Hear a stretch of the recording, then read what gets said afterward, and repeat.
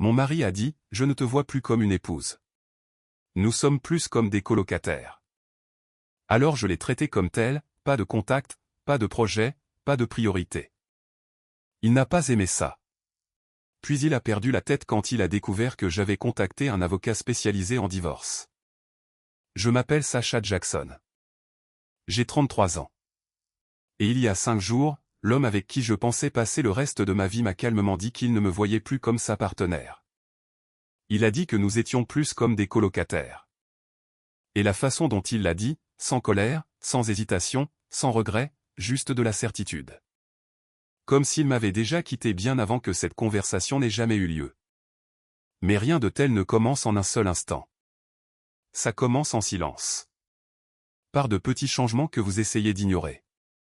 Par des sentiments que vous vous persuadez de ne pas être réels. Dans la lente et silencieuse prise de conscience que la personne à côté de vous n'est plus avec vous. En y repensant maintenant, je peux tout faire remonter à environ 6 mois. C'est à ce moment-là qu'il a recommencé à voir Lena, son ex. Au début, cela semblait inoffensif. Elle a juste besoin de quelqu'un à qui parler, m'a-t-il dit un soir en attrapant ses clés. Ce n'est pas grave, Sacha. Je l'ai cru. Ou peut-être que je voulais y croire parce que faire confiance à quelqu'un est plus facile que d'admettre que quelque chose ne va pas. Les premières semaines, ce n'était que des rencontres occasionnelles, un café, un verre, pour prendre des nouvelles. Puis c'est devenu une routine. Les mardis soirs, les jeudis soirs, toujours les mêmes jours, toujours le même ton désinvolte. Juste Lena. Comme si cela expliquait tout. Comme si j'étais censé hocher la tête, sourire, et ne pas remarquer à quelle vitesse il avait commencé à donner la priorité à quelqu'un qui appartenait à son passé plutôt qu'à la femme qui était censée être son avenir. Mais le vrai changement n'était pas où il allait. C'était qui il devenait quand il revenait. Il a commencé à parler différemment, comme s'il avait téléchargé une nouvelle personnalité quelque part entre ses soirées. Soudain, tout dans notre relation était scruté au microscope. J'ai l'impression de m'être perdu, a-t-il dit un soir, appuyé contre le comptoir de la cuisine pendant que je finissais de cuisiner. J'ai fait une pause, le couteau toujours à la main. Perdu toi-même? Comment? Il a haussé les épaules. Je ne sais pas. J'ai juste l'impression que ce n'est pas ce à quoi je pensais que ma vie ressemblerait. Je me souviens avoir ri doucement, pensant qu'il plaisantait. Nous avons une maison, des emplois stables, pas de dettes, et nous nous apprécions réellement, ai-je dit. C'est mieux que la plupart des gens. Mais il n'a pas ri. Il m'a juste regardé comme si j'étais passé à côté de l'essentiel. Et peut-être que c'était le cas, parce qu'à partir de ce moment-là, tout a commencé à changer. Pas de façon spectaculaire, juste de manière constante, comme une marée qui se retire du rivage. Il a cessé de me toucher en premier. Pas d'un seul coup. Cela aurait été plus facile à affronter. Au lieu de cela, cela s'est estompé. Une main qui ne cherchait pas la mienne. Un baiser qui n'arrivait pas. Un câlin qui semblait plus court, plus froid, comme s'il était déjà à moitié sorti. La nuit, il se détournait de moi dans le lit. Au début, je me suis dit qu'il était fatigué. Le travail avait été stressant. Les échéances, les réunions, le train-train habituel.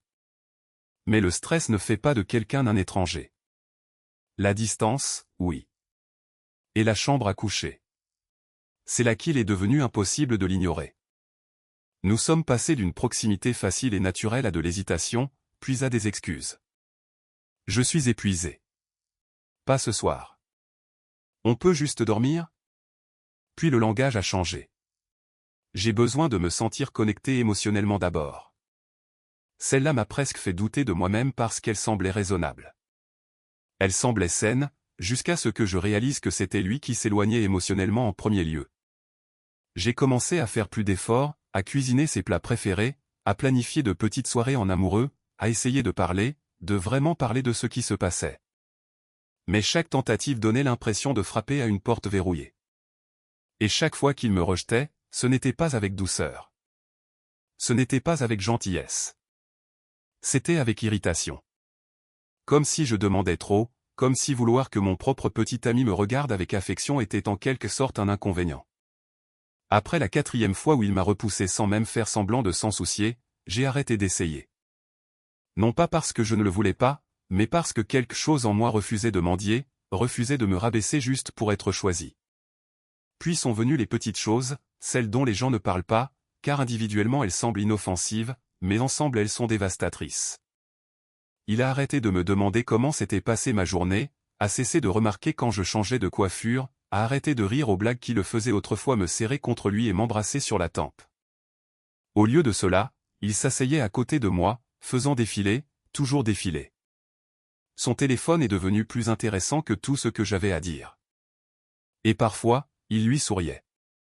Un vrai sourire, doux, authentique, sans filtre, le genre que je n'avais pas vu diriger vers moi depuis des mois. « À qui parles-tu » ai-je demandé une fois, en essayant de paraître désinvolte. Il n'a même pas levé les yeux. Juste Léna. Toujours Léna. Toujours cette même réponse, comme si elle était censée mettre fin à la conversation. Et finalement, c'est ce qui s'est passé, parce que j'ai arrêté de demander. Il y a 2 semaines, nous avons reçu des amis. Rien de spécial, juste un petit dîner. J'ai passé toute la matinée à cuisiner. Pas parce que je devais le faire, mais parce que je le voulais. Parce que quelque part au fond de moi, je croyais encore que l'effort comptait. Que si je me présentais pour nous, il le ferait aussi. À un moment donné, je suis sorti pour prendre quelque chose sur la terrasse et je les ai entendus, sa voix et la sienne, Léna. Ils étaient dans la cuisine, en train de rire. De vraiment rire. Pas la version polie qu'ils me donnaient. La vraie, celle qui nous appartenait autrefois. Je me suis figé juste hors de vue. Ne voulant pas écouter aux portes, mais incapable de m'éloigner. Elle comprend maintenant, disait Léna. Les gens deviennent à l'aise dans les relations. Ils arrêtent d'essayer. Ils pensent qu'une fois qu'ils vous ont, ils n'ont plus à vous mériter. Il a ri. A acquiescé. Ouais, je pense que c'est exactement ce qui s'est passé. J'ai senti quelque chose en moi s'immobiliser, parce que j'étais dans la pièce d'à côté après m'être levé tôt, après avoir cuisiné toute la journée, après avoir encore essayé de maintenir ensemble quelque chose qu'il avait déjà laissé tomber. C'est à ce moment-là que la fissure s'est formée. Pas bruyante, pas spectaculaire, juste silencieuse, comme quelque chose qui se brise sous la surface. Il y a 5 jours, cette fissure a finalement tout fait éclater. J'étais assise sur le canapé, à regarder des annonces de voitures. Nous en avions parlé avant, de changer de voiture, peut-être de préparer l'avenir. Une plus grande voiture, une famille éventuellement. Cela semblait être une conversation normale, un projet commun. Alors, je l'ai dit légèrement. J'ai essayé un VUS aujourd'hui, lui ai-je dit. Il est vraiment bien, sûr, spacieux, bon pour quand nous. Nous devons parler. Il ne m'a même pas laissé finir. Et juste comme ça, tout a changé. Il s'est assis en face de moi, les mains jointes comme s'il s'apprêtait à faire une présentation. A pris une profonde inspiration, du genre de celle que les gens prennent quand ils ont répété quelque chose trop de fois. J'ai beaucoup réfléchi, a-t-il commencé. J'ai hoché la tête lentement. Bien sûr que tu as réfléchi. J'ai l'impression de m'être perdu dans cette relation, a-t-il poursuivi. Comme si j'avais joué un rôle au lieu de vivre authentiquement. Voilà, le langage, la formulation, l'influence, la voix de Léna sortant de sa bouche. Je n'ai pas interrompu. J'ai juste écouté parce que je connaissais déjà la fin. Je ne te vois plus comme ma partenaire, a-t-il dit finalement. Pas de pause, pas de douceur. Je pense que nous sommes devenus plus comme des colocataires. Colocataires. Je l'ai regardé fixement, attendant quelque chose, n'importe quoi. Mais il n'y avait rien, pas d'excuse, pas d'hésitation, juste du soulagement comme s'il attendait de le dire. J'ai dégluti lentement. Tu réalises que c'est toi qui as tout arrêté, n'est-ce pas, ai-je dit, ma voix calme. Sa réaction a été instantanée, défensive, vive. C'est exactement ce que je veux dire, a-t-il lâché. Tu ramènes toujours tout au blâme. Tu n'écoutes pas. J'ai laissé échapper un souffle silencieux. Tu m'as arrêté, tu as arrêté de me parler. Tu t'es désinvesti il y a des mois, et maintenant je suis le problème parce que je l'ai remarqué. Il a fermé les yeux, a expiré comme si je l'épuisais. Je ne dis pas que je veux rompre, a-t-il dit. Je pense juste que nous devons redéfinir les choses. Enlever la pression. La pression? J'ai presque souri. Redéfinir en quoi, ai-je demandé. Il a hésité. Juste une seconde, mais c'était suffisant. J'ai besoin d'espace, a-t-il dit finalement. Pour comprendre ce que je veux sans attente. Sans attente. J'ai hoché la tête lentement, laissant la signification s'installer. Donc, tu veux que je continue à être présente pendant que tu décides si je vaux encore la peine d'être choisie. Ce n'est pas juste, a-t-il dit rapidement. Alors explique le mieux. Il ne pouvait pas. Parce qu'il n'y a pas de façon propre de dire je veux les avantages de toi sans la responsabilité de nous. La pièce est devenue silencieuse, lourde, encore finale. Et dans ce silence, quelque chose en moi a finalement cédé. Pas bruyamment, pas d'une manière qu'il pouvait voir, juste silencieusement, comme un interrupteur qui bascule. Je l'ai regardé à nouveau. Et cette fois, je ne me sentais pas désespéré. Je ne me sentais pas effrayé. Je n'avais pas envie de me battre pour quelque chose qu'il avait déjà abandonné. D'accord, ai-je dit doucement. Il a cligné des yeux. D'accord? J'ai hoché la tête. Si c'est là où tu en es, je comprends. Le soulagement a inondé son visage. Un vrai soulagement, comme s'il s'attendait à une dispute et avait obtenu à la place une permission. Merci, a-t-il dit. Je savais que tu serais mature à ce sujet. Mature? J'ai souri, un petit sourire contrôlé, parce ce qu'il ne réalisait pas, c'est qu'à ce moment précis, j'ai cessé d'être sa partenaire et suis devenu quelque chose de bien plus dangereux. Une femme qui voyait enfin la vérité et n'avait pas peur de ce qui allait suivre. S'il voulait une colocataire, alors c'est exactement ce qu'il allait avoir, mais pas le genre qu'il attendait. Cette nuit-là, après qu'il soit allé prendre sa douche, je me suis assise sur le canapé dans un silence complet. Ne pleurant pas, ne paniquant pas, juste en réfléchissant. Parce que pour la première fois depuis des mois, tout prenait soudainement un sens. La distance, le rejet, la façon dont il regardait son téléphone au lieu de moi, la façon dont les mots de Léna avaient lentement remplacé les siens. Ce n'était pas de la confusion, ce n'était pas du stress, c'était un choix. Il avait déjà choisi de se retirer de notre relation. Il ne voulait simplement pas encore perdre le confort qu'elle offrait. Et c'est là que j'ai fait le mien. S'il voulait une colocataire, alors j'allais devenir la meilleure colocataire qu'il ait jamais eue. Froide, indépendante, intouchable. Le lendemain matin, je ne l'ai pas réveillée. J'avais l'habitude de lui apporter du café tous les jours, de le poser sur la table de chevet, de l'embrasser sur le front, de lui murmurer quelque chose de doux pour commencer sa journée. Plus maintenant. Je me suis habillé en silence, j'ai pris mes clés et je suis parti sans un mot. Pas de message, pas d'au revoir, pas de chaleur. Au travail, je n'ai pas sombré comme je pensais que je le ferais. J'étais calme, concentré, lucide, parce qu'une fois que vous arrêtez d'espérer, vous commencez à voir les choses telles qu'elles sont. À midi, je suis sorti et j'ai passé un appel, à un avocat spécialisé en divorce. Je n'ai pas encore dit le mot engager une procédure. J'ai juste posé des questions, à quoi cela ressemblerait, comment les biens seraient divisés, ce que je devais commencer à préparer. Il m'a demandé si je voulais sauver la relation. J'ai fait une pause d'une seconde. Puis j'ai dit doucement, la relation est déjà terminée. Je ne l'ai juste pas encore enterrée. Il n'a pas discuté. Il m'a juste dit de commencer à tout documenter. Les finances, la communication, le comportement. Alors, je l'ai fait. Le même après-midi, j'ai ouvert un nouveau compte bancaire à mon nom seul. J'ai redirigé mon salaire. Pas de façon spectaculaire, pas d'une manière qui causerait un conflit immédiat. Juste silencieusement, précisément. Je ne réagissais plus. Je planifiais. Ce soir-là, je ne me suis pas précipité pour rentrer à la maison. J'avais l'habitude de le faire. Dîner ensemble avait toujours semblé important pour moi. Mais maintenant, je me suis arrêté à la salle de sport, je me suis entraîné pendant près de 2 heures, laissant la frustration s'évacuer de mon système jusqu'à ce qu'il ne reste que de la clarté. Puis j'ai pris à manger sur le chemin du retour. Quand je suis entré, il était sur le canapé. Même endroit, même posture, même téléphone. Il a levé les yeux. Oh, j'allais te demander ce que tu voulais pour le dîner. J'ai déjà mangé, ai-je dit simplement. Il a froncé les sourcils, confus, mais n'a pas insisté. Et pour la première fois depuis des mois, je n'ai pas ressenti le besoin de me justifier. Cette nuit-là, je ne suis pas allé dans notre chambre. J'ai pris un oreiller, une couverture, et je suis allé dans la chambre d'Amy. Je vais dormir ici, ai-je dit nonchalamment. Plus d'espace. Il a cligné des yeux. D'accord.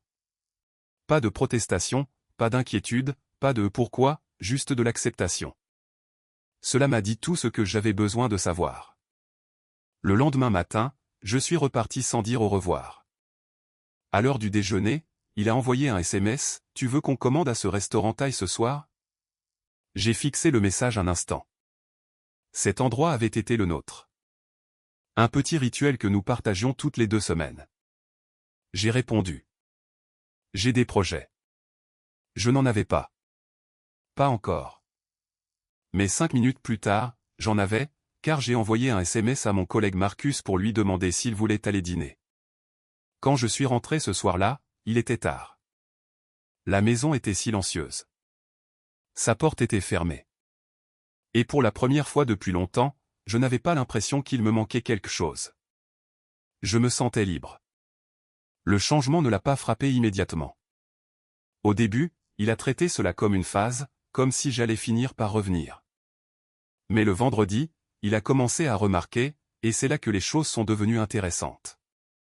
J'ai pris ma journée de congé, sans le lui dire, et j'ai passé la matinée à faire quelque chose que je n'avais pas fait depuis des mois, quelque chose pour moi. Je suis allé faire du shopping, pas pour les courses, pas pour la maison, pour moi. Des vêtements, des chaussures, des choses que j'avais remises à plus tard parce qu'elles semblaient inutiles. Cet après-midi-là, je me suis assise avec 3 ans de nos relevés bancaires. Et j'ai fait le calcul. Vraiment. Pas des estimations approximatives, pas des suppositions, des chiffres exacts. Ce que j'ai trouvé a glacé quelque chose en moi. J'avais payé pour presque tout, pas seulement plus, mais beaucoup plus.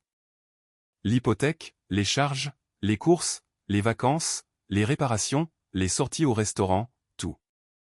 Pièce par pièce, j'ai tout additionné.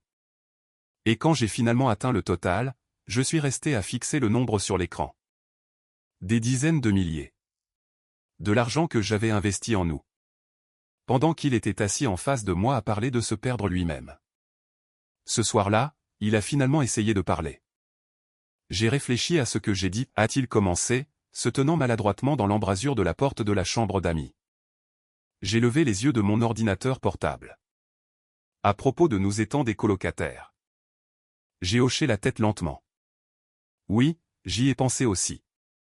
Ses épaules se sont légèrement détendues, comme s'il s'attendait à une réconciliation, à de la compréhension, peut-être même à des excuses. Je comprends, ai-je dit. Il a souri, juste un peu. J'en suis heureux. Alors, je m'adapte. Le sourire a disparu. Que veux-tu dire? Je veux dire, ai-je dit calmement, que je te traite comme un colocataire. Comme tu l'as demandé. La confusion a vacillé sur son visage. Puis la réalisation, puis autre chose. Quelque chose proche de la panique. Ce n'est pas ce que je voulais dire, a-t-il dit rapidement.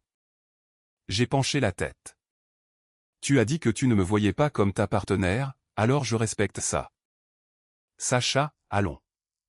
Je voulais dire que nous devrions réduire la pression, pas nous déconnecter, j'ai terminé pour lui. Oui. J'ai fermé lentement mon ordinateur portable. Les colocataires ne célèbrent pas les anniversaires, ai-je dit. Alors, j'ai annulé notre réservation. Il s'est figé. Tu as fait quoi? Je l'ai annulé. Son expression a changé. Le choc, puis l'irritation. C'était important. Pour qui, ai-je demandé doucement. Il a ouvert la bouche, l'a refermée, n'a pas répondu. Aussi, ai-je continué, les colocataires partagent les dépenses, alors j'ai ajusté nos finances. Son visage est devenu complètement immobile. Qu'est-ce que ça veut dire? Ça veut dire que nous sommes à 50-50e maintenant. Hypothèque, charge, tout. Silence, lourd, inconfortable. Tu réagis de manière excessive, a-t-il dit finalement. Non, ai-je répondu. Je m'adapte. Il a passé une main dans ses cheveux. C'est de la folie. J'ai presque souri. Non, ai-je dit doucement. C'est juste. Il m'a regardé comme s'il ne me reconnaissait plus. Bien. Parce que la version de moi qu'il connaissait, elle était partie. Et la version qui se tenait devant lui maintenant n'allait pas mendier, n'allait pas courir après, n'allait pas rester silencieuse tout en étant lentement effacée. Je me suis levé, attrapant mes clés. Je sors ce week-end, ai-je ajouté. Voyage en solo. Il a cligné des yeux. Ce week-end? C'est notre anniversaire, j'ai terminé. Il a hoché la tête. J'ai haussé légèrement les épaules. Les colocataires ne célèbrent pas ça. Pour la première fois depuis cette conversation, il avait l'air déstabilisé. Vraiment déstabilisé, comme si quelque chose lui échappait. Et enfin, il commençait à le sentir. Ce changement silencieux, cette distance grandissante, cet espace froid et inconnu entre nous, le même qu'il avait créé et dans lequel il devait maintenant vivre. Le lundi venu, la maison ne ressemblait plus à un foyer. Elle ressemblait à une salle d'attente. Silencieuse, tendue, temporaire. Nous nous déplacions l'un autour de l'autre comme des étrangers partageant un espace. Pas de conversation anodine, pas de contact visuel, pas de chaleur, juste de la distance. Exactement ce qu'il disait vouloir. Mais quelque chose avait changé. Pas seulement en moi, en lui. Parce que pour la première fois, il n'était pas à l'aise. Il avait créé la distance, mais maintenant qu'il y vivait réellement, cela ne semblait pas aussi bien qu'il l'imaginait. Ce soir-là, il a réessayé. Sacha, pouvons-nous parler? J'étais à la table de la cuisine, l'ordinateur portable ouvert, en train de réviser des documents. Je n'ai pas levé les yeux. Nous l'avons déjà fait. Je ne voulais pas que les choses aillent aussi loin, a-t-il dit doucement. Cela m'a fait faire une pause. Lentement, j'ai levé les yeux pour croiser les siens. Aussi loin, ai-je répété. Tu m'as dit que tu ne me voyais plus comme ta partenaire. J'étais confus, a-t-il dit rapidement. J'avais juste besoin d'espace pour réfléchir. Je l'ai étudié un instant, non pas émotionnellement, mais objectivement, comme si je regardais quelqu'un que je connaissais autrefois. Et maintenant, ai-je demandé. Il a hésité. Cette hésitation m'a tout dit. Parce que ce n'était pas de la certitude. Ce n'était pas de l'amour. C'était de la peur. La peur de perdre la stabilité. La peur de perdre le confort. La peur de me perdre. Non pas parce qu'il me voulait, mais parce que j'étais pratique. Je pense que nous pouvons arranger ça, a-t-il dit finalement. J'ai presque ri. Pas parce que c'était drôle, mais parce que c'était prévisible. Tu veux dire maintenant que les choses sont différentes, ai-je demandé doucement. Sa mâchoire s'est crispée. Tu as été froide, Sacha. Froide? Ce mot encore. Drôle comme cela ne devient un problème que lorsque l'autre personne le ressent. J'ai été cohérente, ai-je corrigé. Tu as dit que tu voulais moins de pression, pas d'attente. Je te donne exactement ça. Ce n'est pas ce que je voulais dire, a-t-il dit, la frustration montant dans sa voix. Alors tu aurais dû dire ce que tu voulais dire. Silence, épais, inconfortable.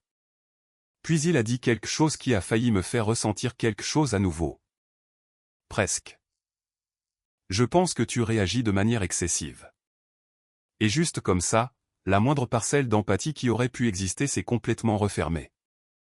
Je pense que tu m'as sous-estimé, ai-je répondu. Cette nuit-là, il est resté dans le salon plus longtemps que d'habitude. Ne s'est pas couché tout de suite. N'a pas autant fait défiler sur son téléphone. Comme s'il attendait que je revienne, que je m'adoucisse, que je répare les choses. Je ne l'ai pas fait. Le lendemain matin, tout a changé. À 14h17, mon téléphone a vibré. Un message de mon avocat. Les papiers sont prêts. Voulez-vous procéder? J'ai fixé l'écran un long moment. Non pas parce que j'étais incertaine, mais parce que je comprenais exactement ce que cela signifiait.